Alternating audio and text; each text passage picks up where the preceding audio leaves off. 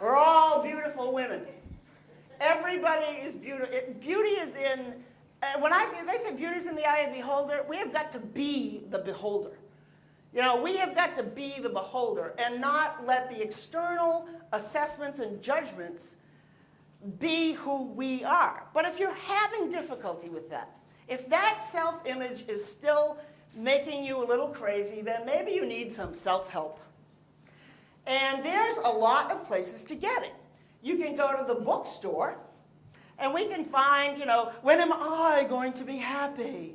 It's the 5 simple steps to emotional healing. You can actually go to the bookstore and find things that are wrong with you that you didn't even know about. This is the last self-help book you'll ever need. Probably has a suicide plan in it. Personal development for dummies. You know, so, and in the aisle, don't you always feel when you're in the self-help aisle, just a itsy-bitsy bit awkward? I'm buying a gift. I don't know why you're here, but, you know, I got a friend that's real screwed up. What's good to know is this is apparently what self-esteem looks like. Isn't she cute? Apparently, self-esteem is young, brunette. I would like to propose that we take these self-help titles and we use them in a little bit of a different way. Let's say we put them on wine bottles.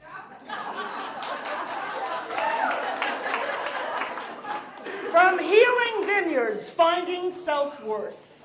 From the Self-Help Winery, we're offering foreplay, improving your sex life.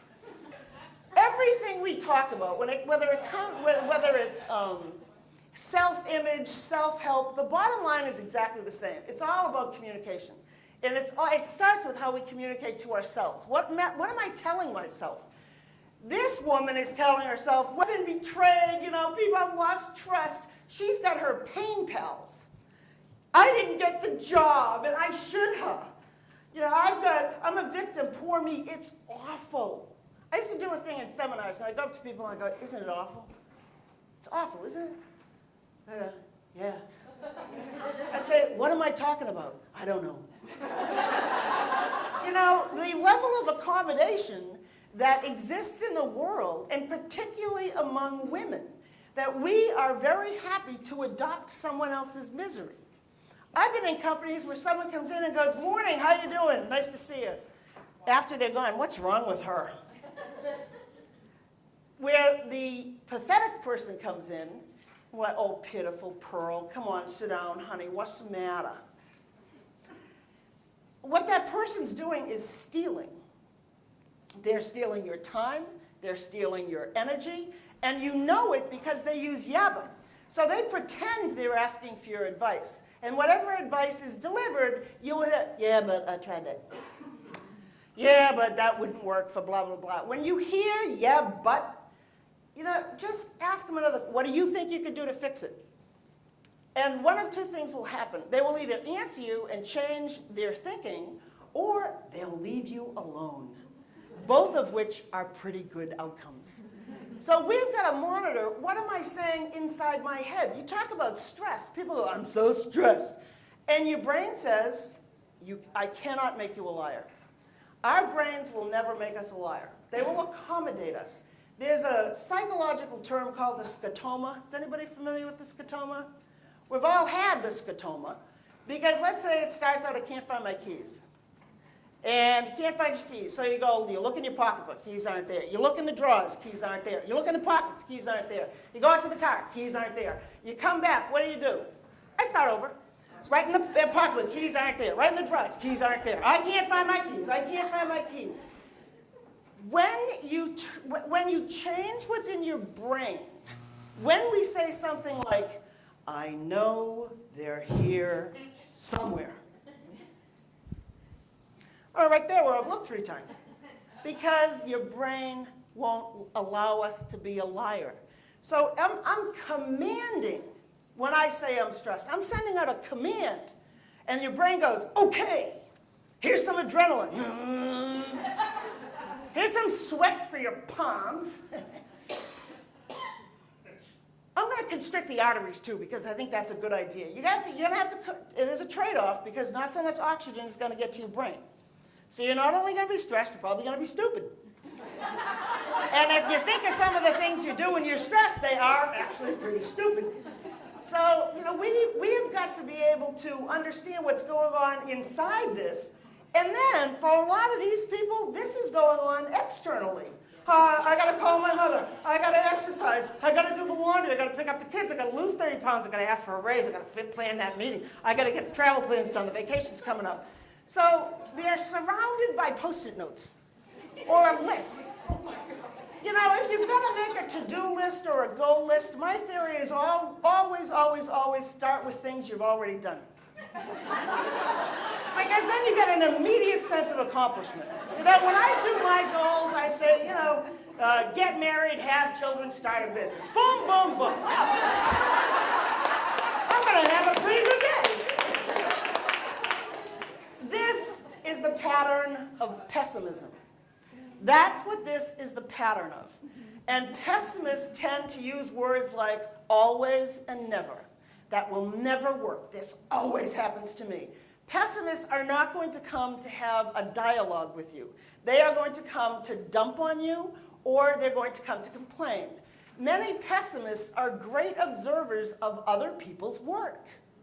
It's wonderful because they may not do anything, but they're excellent at commenting at what others are doing. Well, I would never have done it that way. Really? And that would never have happened if I did. Well, you haven't done anything, so it's a pretty safe bet.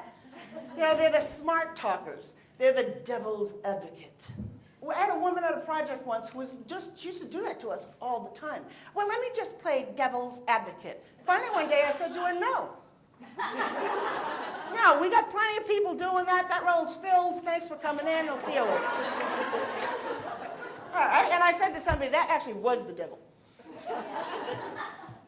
Don't hire pessimists.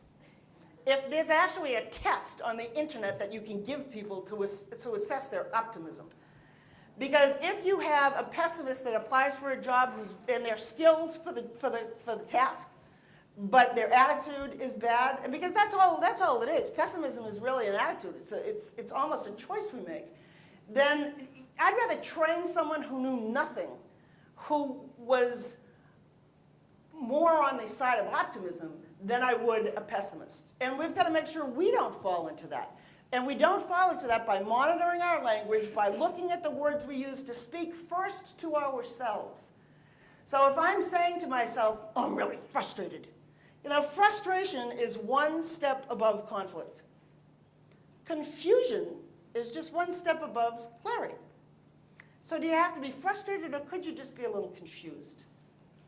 Because when I'm confused, I have more directions that I can take. When I command myself to be frustrated, that's when I start barking at people, and I'm typically barking at them for something that has nothing to do with the fact of why I'm irritable. Get thee to the winery, I say. You know, if we need to have a place to whine, every one of us needs a pity party from time to time. Invite a couple of people. I would just like you to come and sit and listen to me whine. Okay, sure, I can do that. You know, carry on. But admit what we're doing and be done with it. Oh, see, here's the optimist. The first time I talked to Leslie, we were on the phone for an hour. And most of these things she said, you hear the things that I've learned, well, that's really interesting. You know, sometimes stuff like this happens. You know, we got to think about what we could do right now. And gee, women inspiring women, there's an idea. There's an idea that was executed. Lots of us have ideas, but it's much more likely that the optimist in the crowd is going to achieve a whole lot more on the execution side.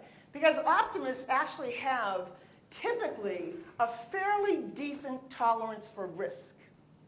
Pessimists are either reckless or they never do anything. But optimists have a healthy tolerance for risk.